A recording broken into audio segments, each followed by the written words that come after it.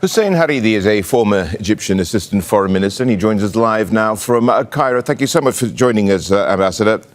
Give us a sense what you think are going to be the main sticking points.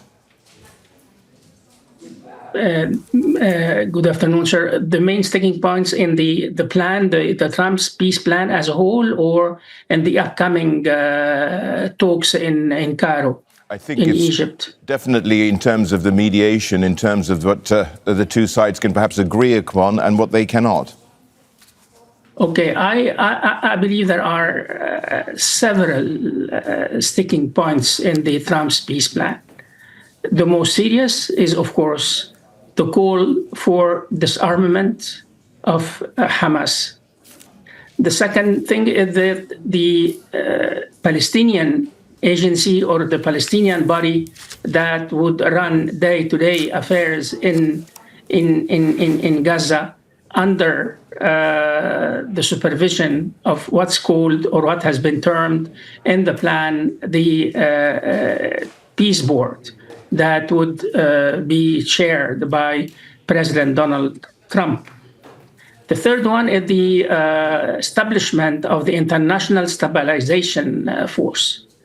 Who would set it up, and who are the elements that will make it up, and what will be the role of the National Palestinian Authority in the recruitment and in the selection of the elements that would become members in this International Stabilization Force. The fourth sticking point is, of course, the question of the timing and the extent of the withdrawal of Israeli forces from Gaza, and the extent of what Mr. Netanyahu said, complete security control by Israel on the Gaza Strip in the future. So I think these are the main five sticking points in the implementation of the plan. But the most important thing now is that the first phase should be carried out in the next few days. And by that, I'm referring to an agreement between the parties on the release of the hostages and on the surge of humanitarian assistance immediately into Gaza. And thirdly, the lines of the first Israeli withdrawal in the Strip. Ambassador, I mean, Israel says 48 hostages remain, 20 of them alive. Now, what Hamas has said is that due to the intensive Israeli bombing of the territory, it's very hard to perhaps locate all of them right now. And that's understandable, is it not? How much of that could be a deal breaker? Well, my understanding is that both the American administration and the Israeli government, and I think that the mediators also do share that position, that all the hostages must be released immediately, the 48 hostages, the living and the dead, in a time agreed upon between the Israeli government and indirectly with the Hamas movement. Now, unpicking what you were saying earlier, because there's a lot to get through here as well, one thing that the Israelis and the Americans are very adamant about is the fact that Hamas needs to disarm. Now, that's something that Hamas has been really rather non-committal. I believe a senior official told us at Al Jazeera English, on the day that a sovereign Palestinian state is created, it won't be an armed movement anymore.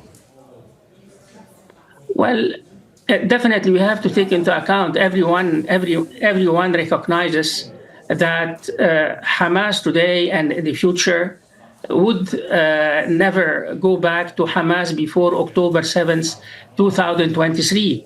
So it's up to Hamas in the first place to reinvent itself, not as an armed resistance movement, but as a resistance movement.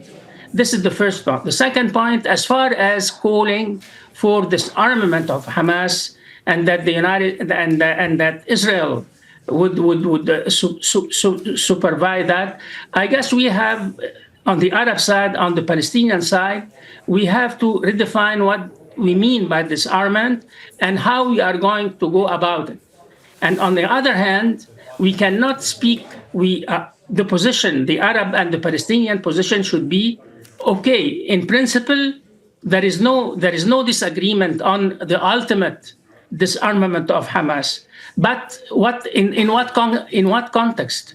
We cannot keep talking about the disarmament of Hamas while the Israelis are dragging their feet in withdrawing their forces from Gaza. We cannot keep speaking about disarming Hamas as long as Israel maintains its forces in Gaza and keeps the right of what it has termed carrying out defensive operations in the Strip.